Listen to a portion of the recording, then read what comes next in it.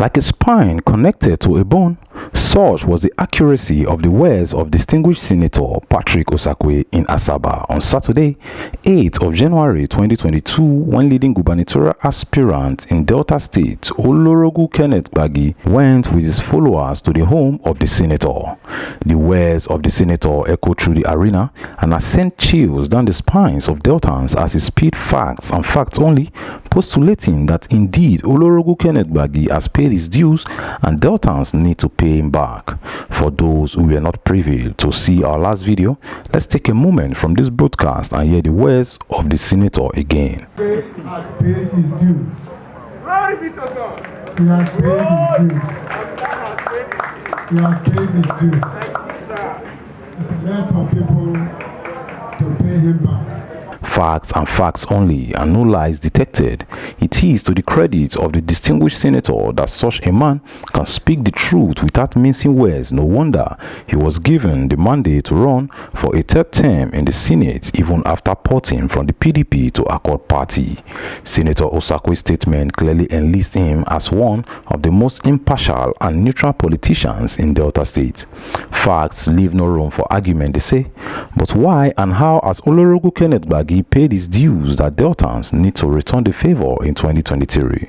A question that many followers of Rero TV have asked immediately after watching the senator's speech on our platform.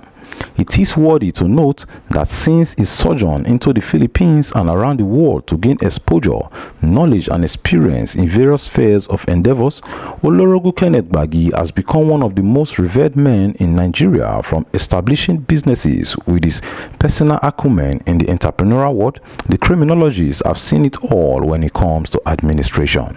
Having bettered 13 universities within a 12 calendar month as Minister of State for Education under the Jonathan's administration, with all fully functioning to date, Olorogun Gbagi took education to another level with polytechnics and colleges of education initiated across the country during his time as a minister. No wonder after the Jonathan-led administration came to a halt, of 42 ministers appointed, only Gbagi was exempted of fraud and was never chased around by the EFCC. A man with character and industrialist with a repertoire for investment, Gbagi has paid his dues and is still paying, as his businesses across Delta State are so visible, with him being the biggest single employer of labor alive in the state. The man transformed a dump site in Deco Road, Warri, into the biggest business hub in Delta State today, and has replicated such moves all over the state, taking youths out of the streets and engaging them meaningfully, all without being in government or taking contracts from any government he did, a feat his co-governorship aspirants cannot match. Reel out all his fellow aspirants and point to one investment in the state that they have, and even if they do have, how many of them could afford a property without government money? The answer is out there for you to see.